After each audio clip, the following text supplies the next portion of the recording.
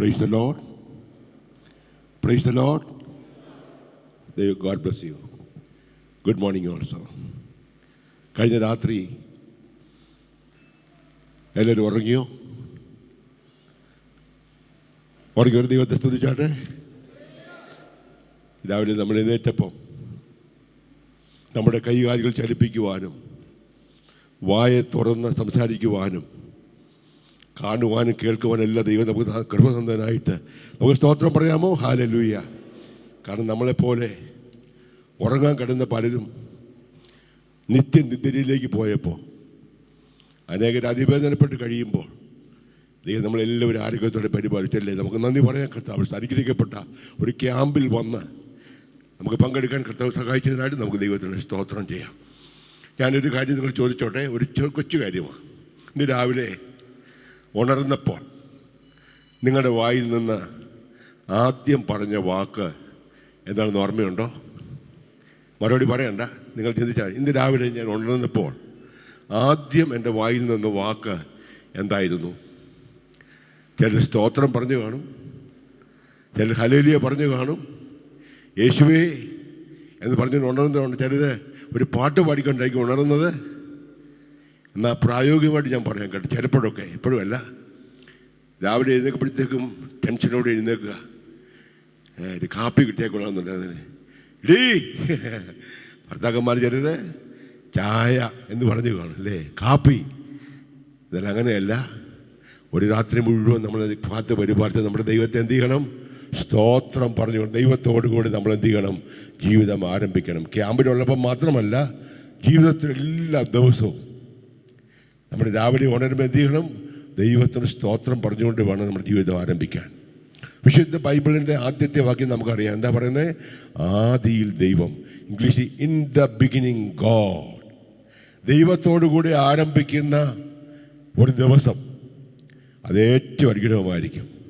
എന്നാൽ നേരെ മറിച്ച് നമ്മുടെ നാടൻ ഭാഷ പറയാ, ഒരു കലിപ്പോടുകൂടെ അല്ലേ, ഒരു ദേഷ്യത്തോടുകൂടെ, ഒരു കയ്പോടുകൂടെ വന്നാലുണ്ട് അന്നത്തെ ജീവിതം മൊത്തം മോശമായിട്ട് നമുക്കറിയാം. ദൈവത്തിന് സ്തോത്രം.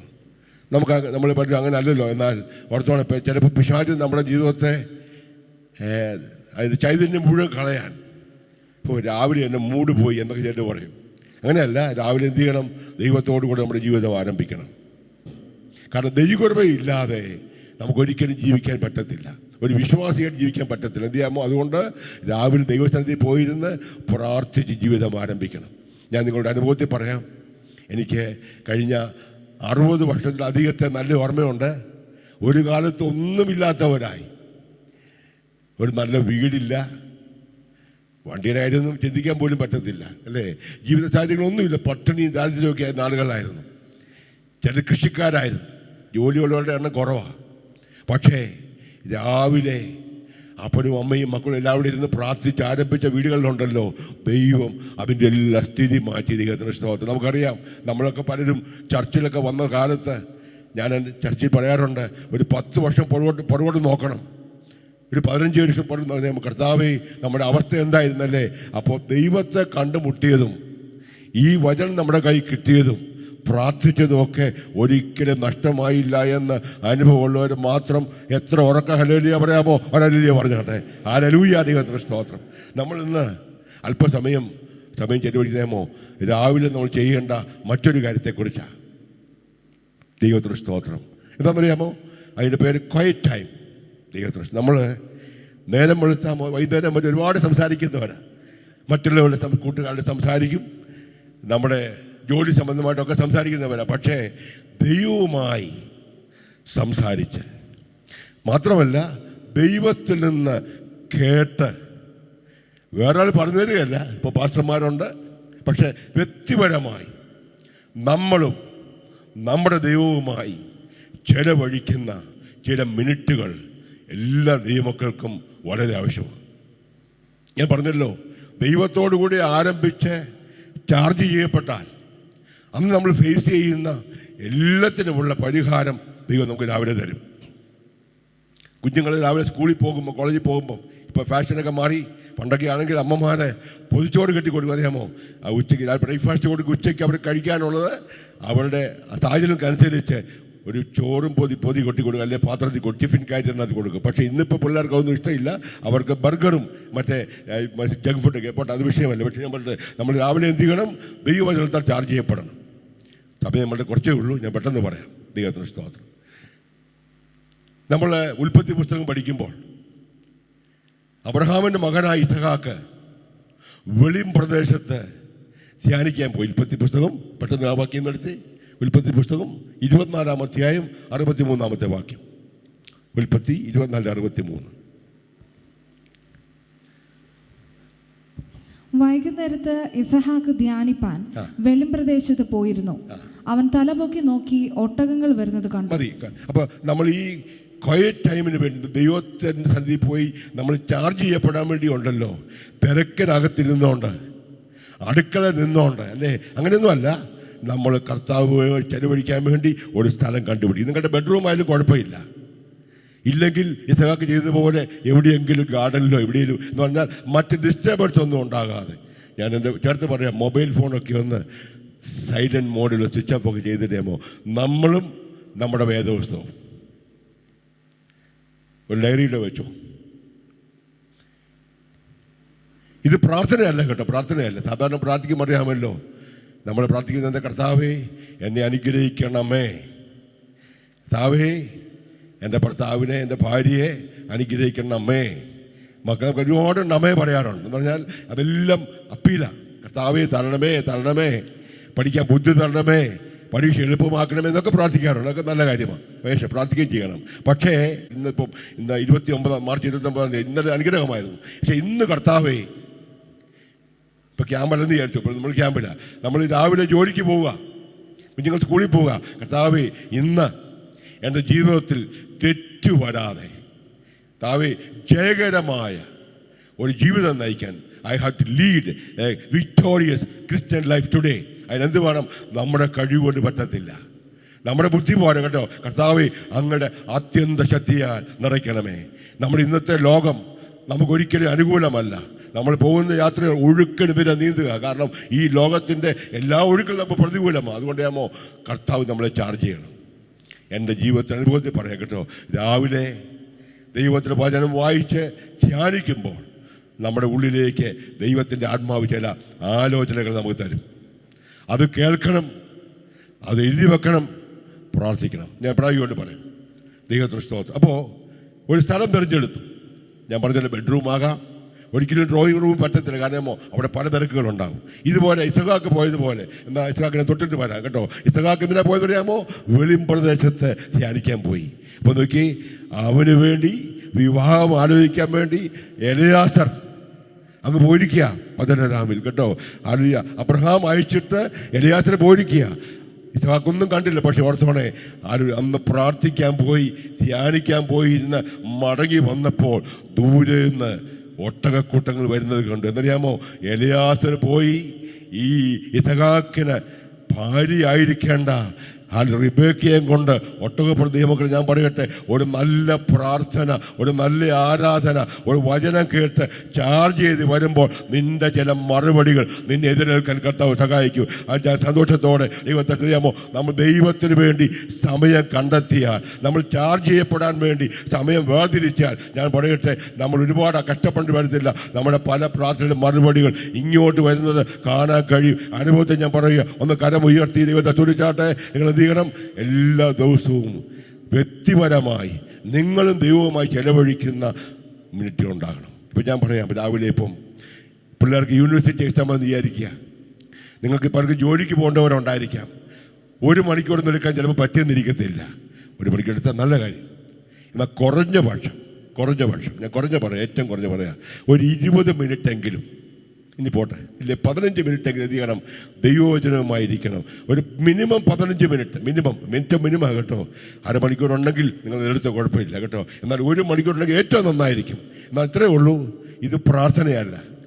ഞാൻ പ്രായോഗികമായിട്ട് സമയം കുറവാണ് പറയാം കേട്ടോ. എന്ന് പറഞ്ഞാൽ നമ്മൾ രാവിലെ പോയി ഈ ധ്യാനിക്കാൻ വേണ്ടി, മെഡിറ്റേഷന് വേണ്ടി ക്വയറ്റ് ടൈം എന്നാണ് പറയുന്നത്. എന്ന് പറഞ്ഞാൽ അങ്ങോട്ട് ഒരുപാട് സംസാരിക്കുകയല്ല, പിന്നെയോ we are listening and waiting upon the Lord.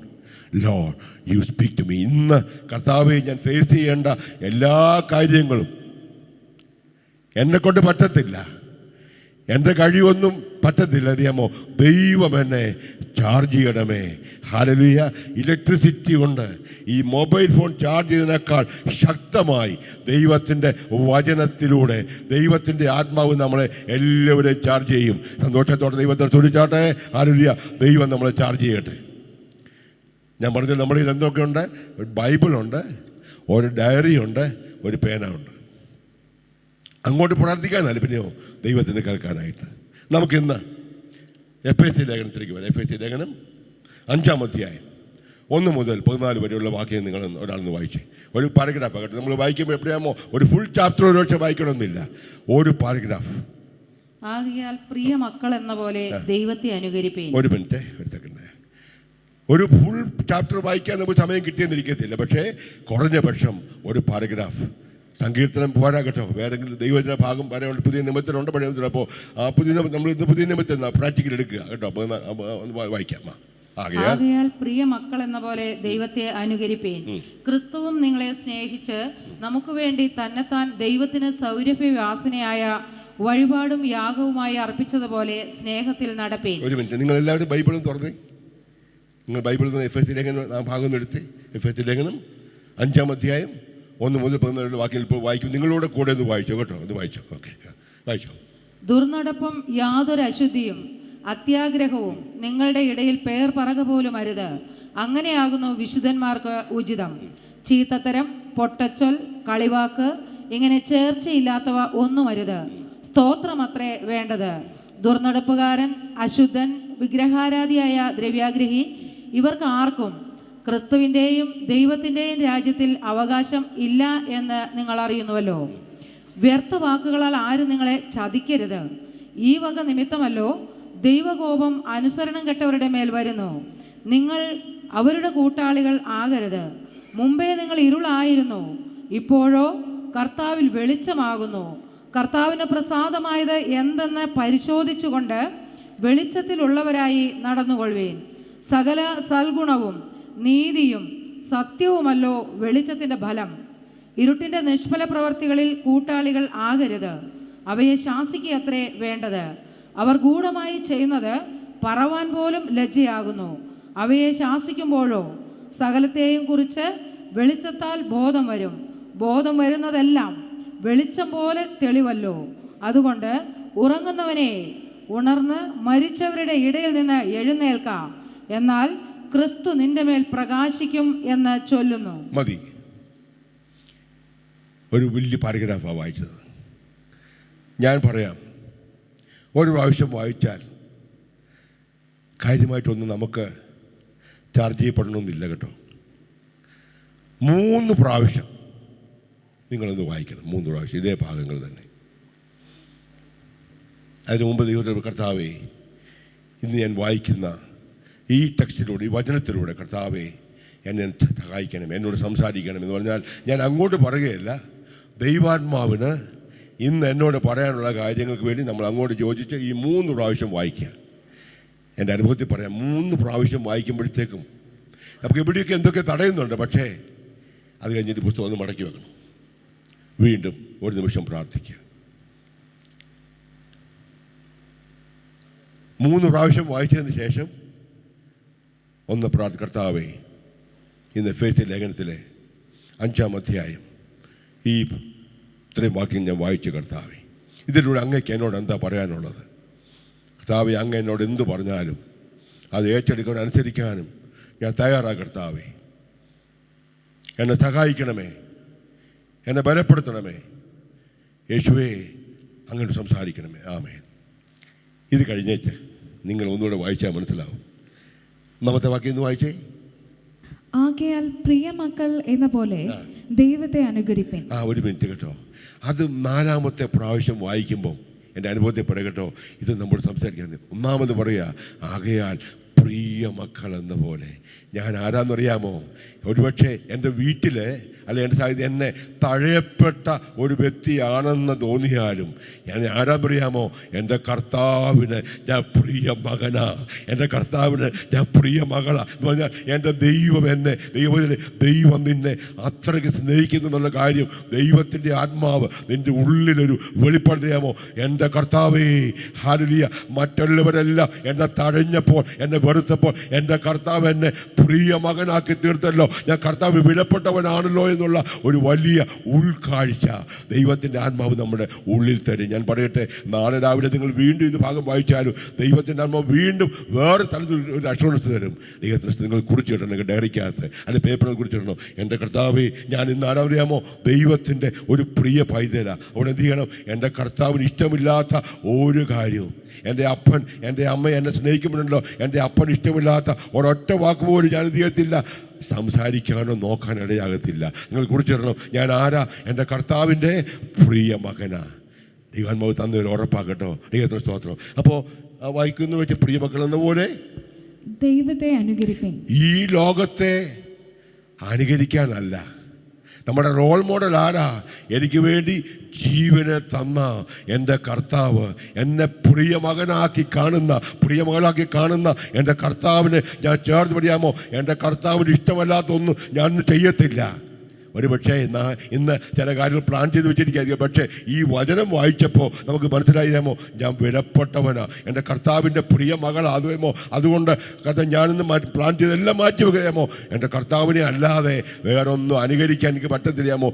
നമ്മുടെ കർത്താവിനെ നമ്മൾ എന്ത് ചെയ്യണം? കർത്താവ് നടന്നതുപോലെ നടക്കണം, കർത്താവ് പറഞ്ഞതുപോലെ പറയാമോ? കർത്താവിനെ പോലെ ചിന്തിക്കാനുള്ള നമ്മുടെ ആറ്റിറ്റ്യൂഡ് ആകെപ്പാടെ മാറ്റി മറിക്കുവാൻ ഈ വചനം മതിയായതാണ്.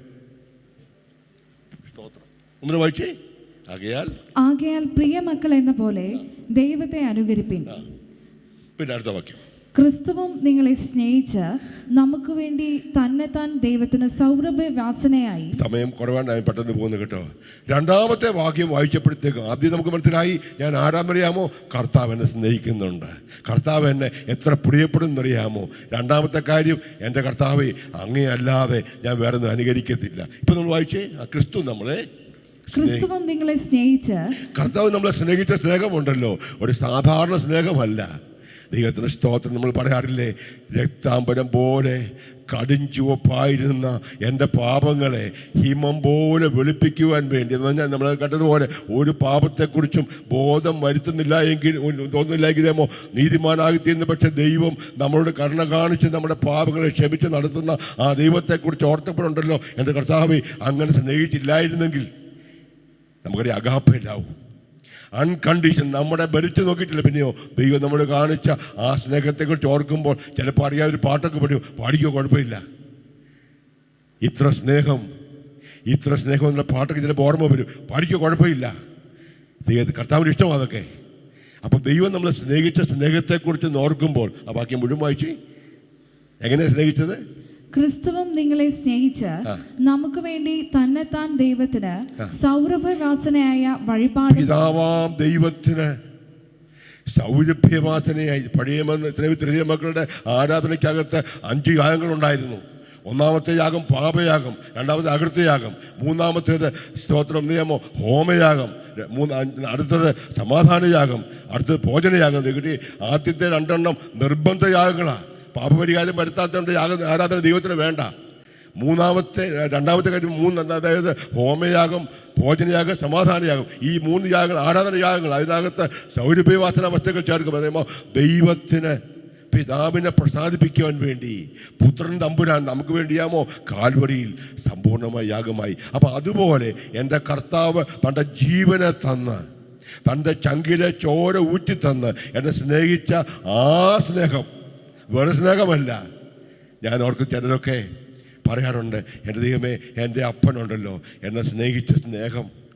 ഞങ്ങളുടെ വീട്ടിൽ 3 മക്കളുണ്ടായിരുന്നു, 2 ഉണ്ടായിരുന്നു. ഇപ്പം പണ്ട് 5, 6, 10 ഉണ്ടായിരുന്നു. പക്ഷേ എൻ്റെ അപ്പന് എന്നെ സ്നേഹിച്ച സ്നേഹത്തെക്കുറിച്ച് ഒരിക്കലും പറയാൻ അറിയാമോ? ഞാൻ ക്രൂശിലെ സ്നേഹം എന്ന് പറഞ്ഞാൽ അതിനേക്കാളൊക്കെ വലുതാണ്. ചങ്കിലെ ചോര തന്ന് വിലയ്ക്ക് വാങ്ങിയ ആ ദൈവത്തോട് സ്നേഹം. ഒന്നുകൂടെ വായിച്ച വാക്യം, ക്രിസ്തുവും നിങ്ങളെ സ്നേഹിച്ച്. അപ്പൊ ക്രിസ്തു എന്നെ സ്നേഹിച്ച സ്നേഹം, ഞാൻ ആരായിരുന്നു? കൊടും പാപിയായിരുന്നു. പക്ഷേ കർത്താവ് എൻ്റെ പാപങ്ങളെല്ലാം, അപ്പോൾ എന്നെ സ്നേഹിച്ച സ്നേഹത്തെക്കുറിച്ച് ഒന്നുകൂടെ പറ്റി അഴുതി പറയുക. എന്താ പറഞ്ഞേ? സൗരഭ്യവാസനയായ വഴിപാടും യാഗവുമായി അർപ്പിച്ചതുപോലെ സ്നേഹത്തിൽ നടപ്പിൻ. അതുകൊണ്ട് എന്ത് ചെയ്യണം? കർത്താവേ, ആ ദൈവസ്നേഹം എന്നിൽ ഒട്ടും കുറയാനിടയാകില്ലേ. എനിക്ക് തോന്നി, കർത്താവേ, ഈ കഴിഞ്ഞ ദിവസങ്ങളിലൊക്കെ സ്നേഹത്തിൽ നിന്ന് ഞാൻ അല്പം മാറിപ്പോയോ എന്ന് ഇന്ന് രാവിലെ ധ്യാനിച്ചപ്പോൾ നമ്മുടെ ഉള്ളിൽ ദൈവാത്മാവ് പറയുക, മോനെ, ദൈവം നിന്നെ സ്നേഹിച്ചതാ, മോളെ ദൈവം സ്നേഹിച്ചതാ, പക്ഷേ നിൻ്റെ സ്നേഹമുണ്ടല്ലോ തിരിച്ച് കുറഞ്ഞു പോയോ? കർത്താവേ, ഞാൻ കറക്റ്റ് ചെയ്യും. ഈ ദൈവത്തിൻ്റെ വചനം വായിച്ചപ്പോൾ മനസ്സിലായി, കർത്താവേ, എൻ്റെ സ്നേഹം വളരെ ഇച്ചിരി കുറഞ്ഞ് തണുത്ത് പോയിട്ടുണ്ട്. അതുകൊണ്ട് ക്രിസ്തുയേശു പിതാവിന് തന്നെത്താൻ വഴിപാടും യാഗവുമായി സമർപ്പിച്ചതുപോലെ എന്ത് ചെയ്യണം? ആ സ്നേഹത്തിൽ ഒന്നുകൂടെ നടക്കണം. അടുത്ത വാക്യം ഒന്ന് വായിച്ചേ, സമയം കുറവാണല്ലോ. ദുർനടപ്പും യാതൊരു അശുദ്ധിയും. പരിശുദ്ധാത്മാവ് നമ്മളെ പഠിപ്പിക്കുക. ആ ധ്യാന മുറിയിൽ, ആ ധ്യാന സമയത്ത്, കർത്താവേ, എൻ്റെ നടപ്പ് എങ്ങനെയായിരിക്കണം? നമ്മുടെ ഗുരു നടന്നതുപോലെ തന്നെ. കർത്താവേ, അങ്ങിഷ്ടപ്പെടാത്ത ഒരു വഴിക്കും ഞാൻ പോകത്തില്ല. സ്തോത്രം. അതിൻ്റെ ബെഞ്ച് മാർക്ക് എങ്ങനെയാണ് കേട്ടോ? എൻ്റെ കൂടെ കർത്താവ് വരുമെന്നുണ്ടെങ്കിൽ എനിക്ക് എവിടെയും പോകാം. ഫെയ്ത്ത് സിറ്റി ചർച്ചിൻ്റെ 16ാമത്തെ ക്യാമ്പ് കുട്ടിക്കാലം നടക്കുമ്പം ഞാൻ പോകും. കാണാമോ? കർത്താവ് അവിടെ ഉണ്ട്. സ്തോത്രം. നാളെ ഒരു കല്യാണം ഉണ്ടെന്നിരിക്കട്ടെ, ഞായറാഴ്ച വിചാരിക്കുക, കർത്താവ് അവിടെ വരുമോ? കർത്താവ് വരത്തില്ല. അറിയാമോ? അന്ന് ആരാധന ദിവസമാണ്. കർത്താവ് പോകാത്തടത്ത് ഞാൻ പോകത്തില്ല. നിങ്ങൾ പ്ലാൻ ചെയ്ത മറ്റു കാര്യമായിക്കോട്ടെ കേട്ടോ, എൻ്റെ കർത്താവ് പോകാത്തടത്ത് ഞാൻ പോകത്തില്ലാമോ? എൻ്റെ കർത്താവ് എന്നെ അതുപോലെ സ്നേഹിച്ചതാ. എൻ്റെ കൂട്ടുകാരേക്കാൾ, എൻ്റെ പ്രിയപ്പെട്ടവർ അധികമായിട്ട് എന്നെ സ്നേഹിച്ചതാ. എൻ്റെ പാപം മുഴുവൻ ദൈവം ക്ഷമിക്കാമോ? അതുകൊണ്ട് എൻ്റെ കർത്താവിന് ഇഷ്ടമില്ലാത്ത ഒരു സ്ഥലത്ത് ഞാൻ പോകത്തില്ല. ദുർനടപ്പ് വായിച്ചേ. ദുർനടപ്പും യാതൊരു അശുദ്ധിയും. ഇപ്പം ഞാൻ പറഞ്ഞത് നമ്മൾ വ്യക്തിപരമായി, ഞാൻ പറയുക, നിങ്ങൾ വ്യക്തിപരമായി ഈ വചനം ധ്യാനിക്കുമ്പോൾ ദൈവാത്മാവ് നിങ്ങളോട് സംസാരിക്കും. ദൈവത്തിന് ഇന്ന് നിങ്ങൾ ഫേസ് ചെയ്യാൻ പോകുന്ന ചില ചലഞ്ചസ് ഉണ്ടാകും. ഹല്ലേലൂയ. വീട്ടിലാകട്ടെ, അയൽവക്കത്താകട്ടെ, യാത്രയിലാകട്ടെ, ഓഫീസിലാകട്ടെ, ക്യാമ്പസിലാകട്ടെ, ദൈവവൈദ്യനെ നമ്മളുണ്ടല്ലോ, നമ്മൾ ഓരോ ദിവസവും ഫേസ് ചെയ്യാൻ പോകുന്ന കാര്യങ്ങൾ ആർക്കറിയാം? ദൈവത്തിനറിയാം, നമുക്കറിഞ്ഞുകൂടാ. അതുകൊണ്ട് നമ്മൾ രാവിലെ ധ്യാനമുറിയിൽ പോയി മുട്ടുകുത്തിയാലും കുഴപ്പമൊന്നുമില്ല, അല്പസമയം കരഞ്ഞാലും കുഴപ്പമില്ല കേട്ടോ. ആരോഗ്യമോ? നമ്മുടെ തമ്പുരാൻ്റെ മുമ്പിലാണ്. നമ്മളെ പറയാറില്ലേ, ദൈവ മുമ്പിൽ പോയി കരഞ്ഞോ, വേറെ എങ്ങും കരയേണ്ടി വരത്തില്ല. ദൈവത്തിൽ പോയി മുട്ടുകുത്തിക്കോ, വേറെ ഒന്നും മുട്ടുകുത്തേണ്ടി വരത്തില്ല. ദൈവത്തെ ഒന്ന് വണങ്ങിക്കോ, വേറെ ആരുടെ മുമ്പിൽ നീ തല കുനിക്കേണ്ടി വരത്തില്ല. ഒന്ന് ആമേൻ പറയാമോ? അപ്പോൾ രാവിലെ ചാർജ് ചെയ്യപ്പെടണം. എങ്ങനെ? ധ്യാനമുറിയിൽ നമ്മളും കർത്താവുമായി, അവിടെ ഭർത്താവും വേണ്ട, ഭാര്യയും വേണ്ട, മക്കളും വേണ്ട, നമ്മളും നമ്മുടെ കർത്താവ്, ഞാനും എൻ്റെ കർത്താവും, ഞാൻ അവിടെ നിൽക്കേണ്ടതാ. അതുകൊണ്ട് കർത്താവ്, ഇന്നെൻ്റെ ജീവിതത്തിൽ ഞാൻ അഭിമുഖീകരിക്കാൻ പോകുന്ന എല്ലാ വിഷയങ്ങൾക്കും, നിങ്ങൾ എത്ര തിരക്കുമായിക്കോട്ടെ കേട്ടോ, ഇന്ന് ബിസിനസ് പരമായ അത്യാവശ്യ കാര്യം ഉണ്ടായിരിക്കാം, ആയിക്കോട്ടെ, പക്ഷേ രാവിലെ ദൈവവുമായിട്ട് ബന്ധപ്പെടണം. നിങ്ങൾ മൊബൈൽ ഫോൺ കൊണ്ടുപോകത്തില്ലേ? അതിനേക്കാൾ ഇമ്പോർട്ടൻ്റാണ് ദൈവവചന ധ്യാനം എന്ന് പറയുന്നത്. കാരണം ദൈവത്തിൻ്റെ ആത്മാവ് നമ്മളെ ചാർജ് ചെയ്യും.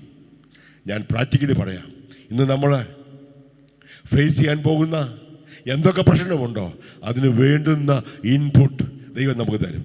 വായിച്ചേ. ദുർനടപ്പ്, യാതൊരു അശുദ്ധിയും, അത്യാഗ്രഹവും. യാതൊരു അശുദ്ധിയും. ഞാൻ പറയട്ടെ, നമ്മൾ ഇന്നൊരു ബിസിനസ് കാണുന്നിരിക്കട്ടെ, ഇന്നൊരു ഒരു കൊട്ടേഷൻ ഉണ്ടെന്ന് വിചാരിക്കുക. നമ്മൾ പോവുക, അവിടെ മറ്റു പലരും കോമ്പറ്റീറ്റേഴ്സ് പല കാര്യം ചെയ്യുമായിരിക്കും. പക്ഷേ ദൈവാത്മാവ് നമ്മളെ രാവിലെ പറഞ്ഞിട്ടുണ്ട്, മോനെ, അത്യാഗ്രഹം വേണ്ട.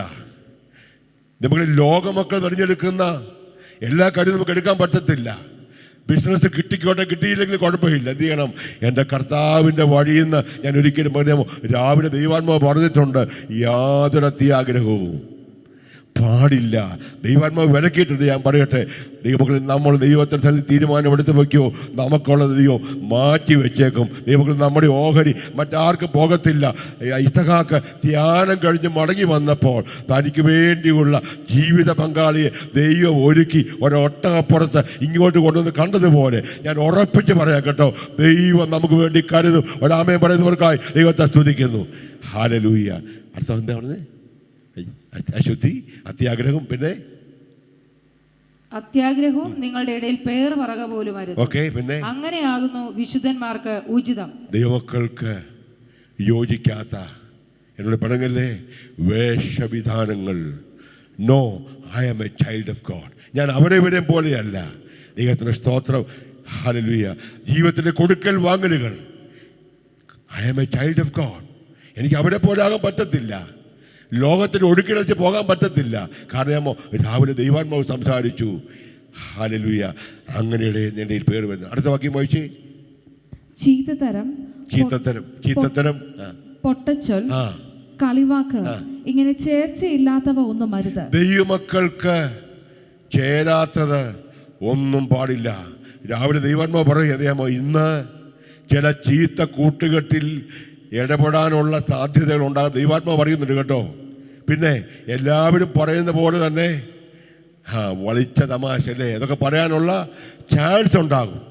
മാത്രമല്ല, ഹല്ലേലൂയ, ഒന്നിനെ വായിച്ച് ചീത്തത്തരം, പൊട്ടച്ചൊൽ, കളിവാക്ക്. ചിലര് ദൈവവചനം ആവശ്യത്തിൽ കൂട്ടുകാരുണ്ട്. ലോകക്കാർ പറയാറുണ്ട്. നമുക്ക് പറയാമോ ഇത് ജീവനുള്ള ദൈവവചനമാണ്. ഈ വചനം വെച്ചാൽ നമ്മൾ ദൈവം ന്യായം എഴുതാമോ, ഈ വചനത്തിലെ ഭാഗങ്ങൾ ആവശ്യമില്ലാതെ കോട്ട് ചെയ്യാൻ പാടില്ല. ലോകക്കാർ പറയുമായിരിക്കും. പക്ഷെ നമുക്ക് പറയാമോ, നമുക്കറിയാം ഇതെന്നെ രാവിലെ ചാർജ് ചെയ്ത വചനമാണ്, ഇത് ജീവനുള്ള വചനമാണ്. അതുകൊണ്ട് ദൈവമക്കൾ യോജിക്കാത്തതൊന്നും കർത്താവേ എന്ന് പറഞ്ഞാൽ ദൈവാത്മാവ് രാവിലെ വിലക്കുക എന്ന് പറഞ്ഞാൽ ചില സാധ്യതകളുണ്ട്. അതുകൊണ്ട് നമ്മൾ രാവിലെ ചാർജ് ചെയ്യുമ്പോൾ ദൈവാത്മാവ് ചില ഡൂസ് ആൻഡ് ഡോൺസ് പറയും. അടുത്ത വാക്യം വായിച്ചു. സ്തോത്രം അത്രേ വേണ്ടത്. ദൈവത്തിന് ഇത് കാരണം വചനം പഠിപ്പിക്കുന്നു, എല്ലാത്തിനും സ്തോത്രം ചെയ്യണം. ഒന്ന് ചിന്തിക്കല്ലേ, നമ്മളെ ആരെങ്കിലും ആവശ്യമില്ലാതെ കുറ്റം വിധിച്ചാലും നമ്മളെ വിടക്കം തണ്ണിയാലും എന്ത് പറയണം? സ്തോത്രം. ഹല്ലേലൂയ. എളുപ്പമല്ല കേട്ടോ. അവിടെ പറഞ്ഞ രാവിലെ നമുക്ക് അതിനുള്ള കൃപ ദൈവം എന്ന് പറഞ്ഞാൽ എല്ലാത്തിനും സ്തോത്രം ചെയ്യുക. ഗുണമായാലും ദോഷമായാലും ദൈവത്തെ മഹത്വപ്പെടുത്താനുള്ള ഒരു കൃപ ദൈവത്താലും ഞാൻ ദൈവത്തെ സ്തുതിക്കും. അടുത്ത വാക്യം. ദുർനടപ്പുകാരൻ, അശുദ്ധൻ, വിഗ്രഹാരാധിയായ ദ്രവ്യാഗ്രഹി, ഇവർക്കാർക്കും ക്രിസ്തുവിന്റെയും ദൈവത്തിന്റെയും രാജ്യത്തിൽ അവകാശമില്ല എന്ന് നിങ്ങൾ അറിയുന്നുവല്ലോ. എൻ്റെ ദൈവമേ, ദൈവം നമ്മളെ കൊണ്ടുപോകുന്ന തലം നോക്കിയേ. ഈ രാവിലെ വചനം വായിച്ചു വന്നപ്പം നമ്മൾ ആദ്യം ഒന്ന് പ്രാർത്ഥിച്ച് തുടങ്ങി. ഈ ദൈവവചനം വായിച്ച് 3 പ്രാവശ്യം വായിച്ചു. ഞാനൊന്ന് കർത്താവേ സംസാരിക്കണമെന്ന് പറഞ്ഞു. 4ാമത്തെ വാക്യം സംസാരിച്ച് വായിച്ചപ്പോഴുണ്ടല്ലോ ഇതാ സംസാരിക്കാൻ തുടങ്ങി. കറക്ഷൻസാ ദൈവം പറഞ്ഞു, മുന്നറിയിപ്പുകളാണ്. അപ്പം ഞാൻ പറയട്ടെ, ഒരു ദിവസത്തേക്ക് വേണ്ട എല്ലാ മുന്നറിയിപ്പുകളും ഹല്ലേലൂയ നമുക്ക് വേണ്ട എല്ലാ പ്രോത്സാഹനവും തന്ന് നമ്മളെ നിറയ്ക്കുവാൻ ഈ ധ്യാന സമയം നമ്മളെ സഹായിക്കും. എത്ര രാമയം പറയുന്നുണ്ട്. നിങ്ങൾ പറയട്ടെ, നമ്മൾ ഇന്ന് നമ്മൾ ഞായറാഴ്ച ക്യാമ്പ് കഴിഞ്ഞ് മല ഇറങ്ങിപ്പോവും. നിങ്ങളുടെ വീടുകളിൽ, നിങ്ങളുടെ ജോലി സ്ഥലങ്ങളിൽ എവിടെയായിരുന്നാലും ഹോട്ടലിലോ വീട്ടിലോ എവിടെ ആയിക്കോട്ടെ, രാവിലെ ദൈവമായി ചെലവഴിക്കുന്ന ഈ സമയം ഉണ്ടായേ പറ്റത്തുള്ളൂ. എന്നാൽ മാത്രമേ ജയകരമായ ജീവിതം നയിക്കാൻ കഴിയത്തുള്ളൂ. ഞാൻ പറഞ്ഞല്ലോ, രാവിലെ മറ്റെല്ലാം മാറ്റി വെച്ചേച്ച് എനിക്കെൻ്റെ കർത്താവുമായി സംസാരിക്കണം. നിങ്ങളുടെ പ്രിയപ്പെട്ടവർ ആരെങ്കിലും വിദേശ രാജ്യത്തുണ്ടെങ്കിൽ, പ്രത്യേകിച്ച് ഭാര്യയോ ഭർത്താവോ മക്കളോ ആണെങ്കിൽ, നിങ്ങൾ സമയം മാറ്റിവെച്ച് ഫോൺ ചെയ്യാറില്ലേ? കാരണം അയ്യോ എനിക്ക് അറിഞ്ഞേ പറ്റുള്ളൂ, എൻ്റെ മോൻ സുഖമായിരിക്കുന്നോ, എൻ്റെ മോൾ സുഖമായിരിക്കുന്നോ, കാരണം ഈസ് ടു ഫാർ അവേ. അപ്പം ഞാൻ പറയട്ടെ, അത്രയൊക്കെ പ്രാധാന്യം കൊടുക്കുമ്പോൾ എൻ്റെ കർത്താവേ ഇന്ന് കൃപയിൽ നിന്ന് വീഴാതെ കർത്താവേ ഒരു ജയ ജീവിതം നയിപ്പാൻ എന്നെ സഹായിക്കുവാൻ വേണ്ടി ദൈവവുമായി ചെലവഴിക്കുന്ന ഈ സമയത്തിൻ്റെ പേരാണ് ക്വയറ്റ് ടൈം. അവിടെ നമ്മുടെ വാക്കുകൾ വളരെ കുറവാണ്, പക്ഷേ നമ്മൾ ദൈവത്തിൽ നിന്ന് കേൾക്കുകയാണ്. ദൈവത്തിന് സ്തോത്രം. നമ്മൾ സൂപ്പർ മാർക്കറ്റിൽ ചെന്ന് കഴിഞ്ഞാൽ സെമി കുക്ക്ഡ് ആഹാരമൊക്കെ ഉണ്ടാകും. ഒരുപാട് സാധനമുണ്ട്, മാർക്കറ്റിൽ കിട്ടും. പക്ഷെ അതിനേക്കാളൊക്കെ നല്ലതാണ് നമ്മുടെ വീട്ടിൽ നമ്മുടെ അമ്മ കുക്ക് ചെയ്തത്. അതുപോലെ നമ്മുടെ വായിച്ച് ദൈവത്തിന് പ്രാപിച്ചതും അല്ലാത്തതും വലിയ വ്യത്യാസമുണ്ട് കേട്ടോ. അതുകൊണ്ട് രാവിലെ എന്ത് ചെയ്യണം? ഞാൻ ഈ ഒന്നുകൂടെ ആവർത്തിച്ച് പറഞ്ഞ് അവസാനിപ്പിക്കാൻ പോകുകയാണ്. നമ്മൾക്ക് സമയം തീരുകയാണ്. ദൈവത്തിന് സ്തോത്രം. നിയമോ രാവിലെ കുടുംബ പ്രാർത്ഥനയൊക്കെ മുടക്കണം, അതൊക്കെ വേണം, കുടുംബ പ്രാർത്ഥന വേണം. പക്ഷേ അതിനുശേഷം എന്ത് ചെയ്യണം? നമ്മൾ നമ്മുടെ ദൈവവുമായി സമയം ചെലവഴിക്കണം. ഹല്ലേലൂയ. യിഫ്താഹ് വെളിമ്പ്രദേശത്ത് പോയതുപോലെ നമ്മൾ എന്ത് ചെയ്യണം? അല്പസമയം വേറിട്ട് ഒരു ബൈബിളും നമ്മുടെ ഡയറിയും നമ്മുടെ പേനയുമായി പോയിരുന്ന്, ഞാൻ പറഞ്ഞു, നിങ്ങൾ പണങ്ങല്ലേ, മുട്ടുകുത്താൻ സാധിച്ചാൽ ഏറ്റവും നല്ലത്. എനിക്ക് പറ്റത്തില്ല, ഇപ്പോൾ പറ്റത്തില്ല, പക്ഷേ ഇല്ലെങ്കിൽ എന്ത് ചെയ്യണം?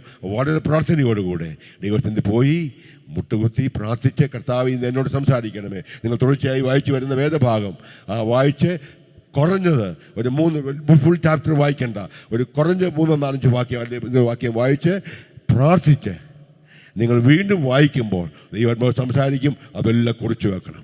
എന്നിട്ട് ഒടുവിൽ കർത്താവേ അങ്ങനെ സംസാരിച്ചതിനായിട്ട് നന്ദി എന്ന് പറഞ്ഞ് ഹല്ലേലൂയ.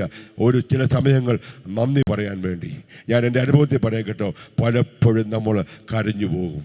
കാരണം അപ്പൻ്റെ സാന്നിധ്യം, നിങ്ങളോട് ഞാൻ സെൻറ്റിമെൻ്റായിട്ട് പറയാം കേട്ടോ, നമ്മുടെ പ്രിയപ്പെട്ടവരാരെങ്കിലും ദൂരെ എന്ന് വിളിക്കുമ്പോൾ നമുക്ക് കിട്ടുന്ന ഒരു വലിയ സന്തോഷം അറിയാമോ എന്ന് പറഞ്ഞാൽ, നമ്മൾ അവർ സംസാരിച്ചപ്പോൾ ഉള്ളിനകത്ത് ഭയങ്കര, എൻ്റെ കർത്താവേ എൻ്റെ മോനോട് സംസാരിക്കാൻ പറ്റിയല്ലോ. അത് വിട്ടായിരുന്നു കേട്ടോ. എൻ്റെ കർത്താവ് സംസാരിച്ച വാക്കുകൾ എത്ര സന്തോഷകരമാണ്, നമ്മുടെ ഹൃദയത്തിൽ ആനന്ദം അറിയാമോ. അങ്ങനെ പ്രാർത്ഥിച്ച് ഞാൻ പറയട്ടെ, ഒരു ചെടി പാട്ട് പാടിയാലും കുഴപ്പമില്ല, പാട്ട് പാടി ഒന്ന് കരഞ്ഞ് ഒന്ന് പ്രാർത്ഥിച്ച്, കർത്താവേ എൻ്റെ കരുത്തെ പിടിച്ചോണേ, കർത്താവ് ഇന്ന് ഈ വായിച്ച കർത്താവ് സംസാരിച്ച വചനപ്രകാരം ജീവിക്കാൻ എന്നെ സഹായിക്കണമേ എന്ന് തമ്പുരാൻ്റെ കയ്യിൽ ഏൽപ്പിച്ച് ഹല്ലേലൂയ ഒന്ന് സമർപ്പിച്ച് ജീവിച്ച ഞാൻ പറയട്ടെ, അന്നത്തെ ദിവസം ഭയങ്കര സന്തോഷമായിരിക്കും. ഞാൻ പറയും, നമ്മൾ വായിച്ചപ്പോൾ കിട്ടിയതുപോലെയുള്ള ഒരുപാട് ചലഞ്ചസ് ഉണ്ടാകും, പക്ഷേ അവിടെ എല്ലാം ജയിപ്പാൻ നമ്മളെ സഹായിക്കും. നമുക്ക് ചില കുഞ്ഞുങ്ങൾ പരീക്ഷയ്ക്ക് പോകുമ്പോൾ, പാസ്റ്ററെ പ്രാർത്ഥിച്ചോണേ, ഇന്നെനിക്ക് ഫിസിക്സാ, ഇന്നെനിക്ക് മാത്തമാറ്റിക്സാ, അമ്മമാരോട് പറയും പ്രാർത്ഥിച്ചോണേ. ഹല്ലേലൂയ. പ്രാർത്ഥിച്ചു പോയി. പ്രാർത്ഥന കഴിഞ്ഞ് പരീക്ഷ ചെയ്യുമ്പോൾ, മമ്മി ദൈവ സഹായ ദൈവമക്കളെ ഞാൻ പറയട്ടെ, ഇതുപോലെ നമ്മുടെ ജീവിതത്തിൻ്റെ പരിശോധനകളെ ജയിച്ച് സന്തോഷത്തോടെ ദൈവത്തെ മഹത്വപ്പെടുത്താൻ ഇടയാകും. എല്ലാ കണ്ണുകളും ഒരു നിമിഷം ദൈവത്തിൻ്റെ അടയ്ക്കാം. കർത്താവേ, എനിക്ക് ഇന്ന് വരെ സാധിക്കാഞ്ഞൊരു കാര്യമാണ്, പക്ഷേ ഇന്ന് മുതൽ ഞാൻ പ്രാക്ടീസ് ചെയ്യാൻ പോവുക. കർത്താവേ, അതിനെന്നെ സഹായിക്കണമേ. ഞാനും എൻ്റെ ദൈവവുമായി ചെലവഴിക്കുന്ന ചില മിനിറ്റുകൾ, അത് ഒരിക്കലും ജീവിതത്തിൽ മാറ്റിവെക്കാനിടയാകാതെ, എത്ര തിരക്കുണ്ടെങ്കിലും, എത്ര വലിയ പരീക്ഷ ഇൻ്റർവ്യൂ ഉണ്ടെങ്കിലും, എത്ര വലിയ ബിസിനസ് തിരക്കുണ്ടെങ്കിലും, കർത്താവുമായി ഇരുന്ന് ധ്യാനിച്ച് ചാർജ് ചെയ്യപ്പെട്ട് ബലത്തോടെ കൃപയോടെ പോകുവാൻ എന്നെ സഹായിക്കണമേ. ദിവസം ആരംഭിക്കുമ്പോൾ ദൈവത്തോടു കൂടെ ആരംഭിക്കാൻ എന്നെ സഹായിക്കണമേ. കർത്താവേ, അങ്ങനെ സഹായിക്കണമേ. സ്വർഗീയ പിതാവേ, ഇന്ന് പൽക്കാലം ഈ രാവിലെ ഞങ്ങൾക്ക് അങ്ങയുടെ സന്നിധിയിൽ നിന്ന് അല്പസമയം ഈ കോയച്ചതിനെ കുറിച്ച് ധ്യാനിപ്പാൻ കർത്താവ് സഹായിച്ചില്ല. കർത്താവേ, നമുക്ക് തീരുമാനം എടുക്കാൻ കർത്താവ് സഹായിക്കണം. മാത്രമല്ല, അത് മുടങ്ങാതെ അത് വായിച്ച് പ്രാർത്ഥിച്ച് പ്രാപിച്ച് ജയത്തോടെ ജീവിപ്പാൻ മക്കളെ ഒന്ന് അധികാരപ്പെടുത്തണമേ. യേശു കർത്താവിന്റെ നാമത്തിൽ പ്രിയ മക്കളെ പ്രാർത്ഥിച്ചിരിക്കുന്ന കർത്താവേ, അങ്ങനെ കരം നീട്ടണമേ, പരിശുദ്ധാത്മാവ് തുണ നിൽക്കണമെന്ന് പ്രാർത്ഥിക്കുന്നു. പ്രാർത്ഥന കേട്ടുകൊണ്ട് സ്തോത്രം, യേശു കർത്താവിന്റെ നാമത്തിൽ തന്നെ ആമേൻ. ഇത് ബോധ്യപ്പെട്ടവർ മാത്രം ഒന്ന് കരമുയർത്തി തുരിച്ചാട്ടെ. അതിലേക്ക് മാത്രം പോരാ, നിങ്ങൾ നാളെ മുതൽ, ഇന്ന് ചെയ്യാൻ നമുക്ക് ക്യാമ്പായല്ലോ, നാളെ മുതൽ നിങ്ങൾ വീട്ടിൽ ചെന്നതിന് ശേഷം തിങ്കളാഴ്ച മുതൽ രാവിലെ മിനിമം 15 മിനിറ്റ് കർത്താവിന്റെ സന്നിധിയിൽ ഇതുപോലെ പ്രാർത്ഥിച്ച് ആരംഭിച്ചാൽ ഞാൻ ഉറപ്പിച്ച് പറയാം, ദൈവം ഞങ്ങളുടെ ജീവിതത്തെ മാറ്റിമറിക്കും, വ്യത്യാസപ്പെടുത്തും. God bless U.